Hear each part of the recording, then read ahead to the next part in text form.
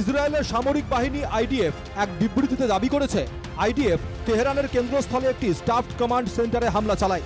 IDF এর হামলায় নবনিযুক্ত ইরানের সশস্ত্র বাহিনীর কমান্ডার আলী সাদমানির মৃত্যু হয়েছে। আলী সাদমানি ইরানের সর্বোচ্চ নেতা আলী খামেনির কাছের লোক বলে পরিচিত। সাদমানি ইসলামিক রেভলিউশনারি গার্ড এবং ইরানি সেনাবাহিনীর উভয়েরই নেতৃত্বে ছিলেন। ইসরায়েলের অপারেশন রাইজিং লায়ন শুরুর পর হামলায় ইরানের সশস্ত্র বাহিনীর কমান্ডার আলী রশিদের মৃত্যু হয়। জরুরি পরিস্থিতিতে শনিবারই সাদমানিকে ব্রিগেডিয়ার জেনারেল থেকে মেজর জেনারেল পদে উন্নীত করেছিলেন ইরানের সর্বোচ্চ ধর্মীয় নেতা আয়াতোল্লাহ আলী খামেনি। তাকে সেনার খতম আল আম্বিয়া কেন্দ্রীয় সদর দপ্তরে নতুন প্রধান হিসাবে দায়িত্ব দেওয়া হয়েছিল। মঙ্গলবার তেল আভিভ এবং জেরুজালেমে তীব্র শব্দের খবর পাওয়া গিয়েছে। ইরানি ক্ষেপণাস্ত্রের সতর্কতার পর ইসরায়েল জুড়ে বিমান হামলা সাইরেন বেজে উঠেছে।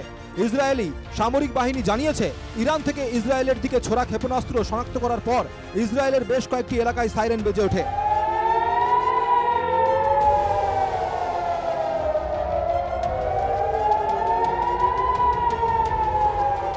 জেরুজালেমেও বড় বিস্ফোরণের শব্দ শোনা যায়। ইরানের হামলায় জেরুজালেমের একাধিক জনবসতি এলাকায় ক্ষতিগ্রস্ত হয়েছে। নাগরিকদের শেল্টারে থাকার নির্দেশ দিয়েছে ইসরায়েল সরকার। ইসরায়েলের মোসাদ দপ্তরে ব্যালিস্টিক হামলা চালায় ইরান। ইসরায়েলের গুপ্তচর মোসাদের লুকিয়ে থাকা ঘাঁটিতে হামলা চালিয়েছে ইরান। একাধিক সংবাদ মাধ্যম সূত্রে খবর, তেল আভিভে মোসাদের সদর দপ্তর দাউ দাউ করে জ্বলতে দেখা যায়। দপ্তরের একাংশ ভেঙে পড়েছে বলে খবর। তেহরানে ইসরায়েলি গুপ্তচর সংস্থা মোসাদের ড্রোন হামলার ছক বানচাল করে দেওয়ার দাবি করল ইরান। ইরান পুলিশের মুখপাত্র সৈয়দ মন্তাজের আলী মাহদি জানান, তেহরান এবং আলবর্স প্রদেশে ইসরায়েলি গোয়েন্দা সংস্থা মোসাদের 2 গুপ্তচরকে গ্রেপ্তার করা হয়েছে।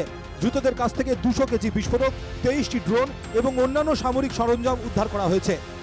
ইরানের সংবাদ সংস্থা ইরনার খবর অনুযায়ী 13 জুন মোসাদের 2 গুপ্তচরকে গ্রেপ্তার করে Iran police. Bureau report, NKTV Bangla.